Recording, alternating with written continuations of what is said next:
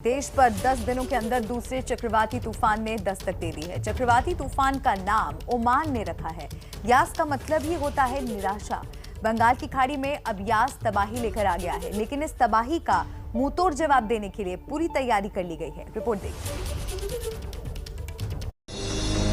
पश्चिमी बंगाल की खाड़ी में बन रहे गहरे दबाव का क्षेत्र अब यास चक्रवाती तूफान में बदल गया है। धीरे धीरे यास की धार तेज हो रही है।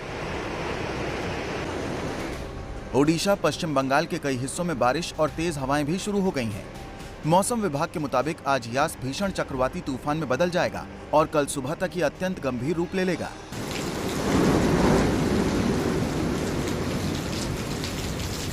इस दौरान यास के 26 मई यानी कल दोपहर ओडिशा, पश्चिम बंगाल के तट से गुजरने का अनुमान है। इस दौरान 155 से 165 किलोमीटर प्रति घंटे की रफ्तार से हवाएं चल सकती हैं। ओडिशा के बालासोर जिले में यास के तट से टकराने की आशंका है। सबसे बड़ी चुनौती ये है कि यास अपनी दिशा भी बदल रहा है। थल सेना, वायुसेना, नौसेना, कोस्ट गार्ड, ओडीआरएफ, राज्य सरकार की जितनी भी टुकड़ियां हैं उन सबको तैनात कर दिया गया है। ये ध्यान में रखा जा रहा है कि मी-17 के करीब 1 दर्जन हेलीकॉप्टर्स हैं। AN-32 जिसे मालवाहक विमान माना जाता है वो 4 तैनात हैं। डॉनियर तैनात हैं।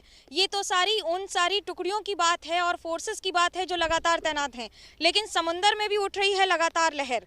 दस्तक दे चुका है साइक्लोन यास। अगले कुछ घंटे बड़े चुनौतीपूर्ण होंगे उड़ीसा के लिए। लेकिन ये इतनी बड़ी चुनौतियां क्यों हैं? क्योंकि दरअसल साइक्लोन यास जो है, यास बार बार अपना रास्ता बदल रहा है, कोनिकल शेप में आता है।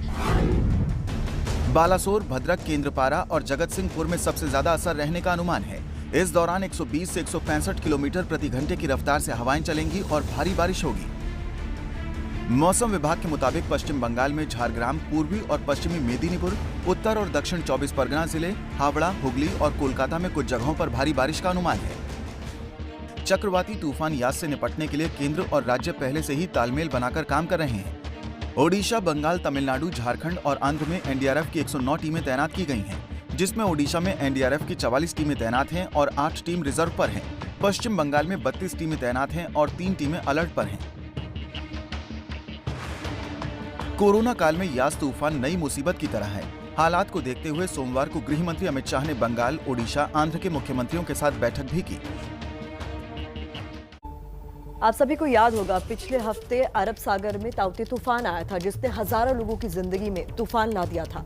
ताउते के दौरान आपको याद होगा समंदर में बार्ज भी डूब गया था, जिसमें 66 से ज्यादा लोगों की जान चली गई थी। अब उसी का एक दिल दहला देने वाला वीडियो सामने आया है।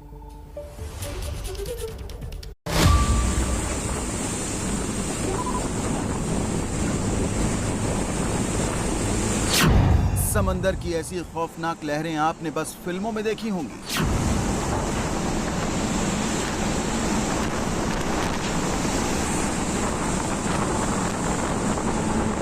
समंदर के ऐसे रूप को देखकर रूह कांप जाए।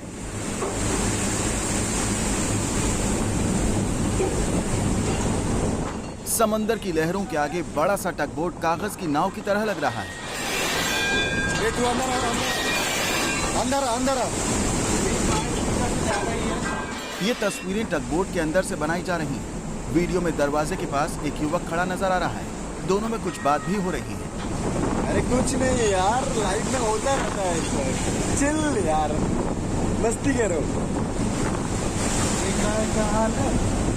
लाइफ में रिस्क रहना चाहिए, ठीक है। ये सोच इंजन रूम से कैसे पानी पूरा निकल जाएगा।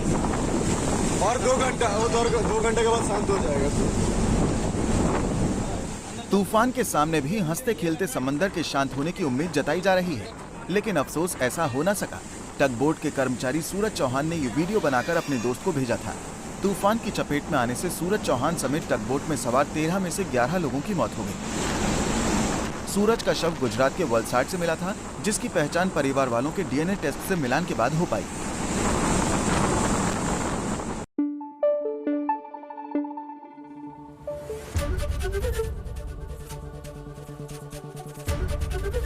एबीपी न्यूज आपको रखे आगे।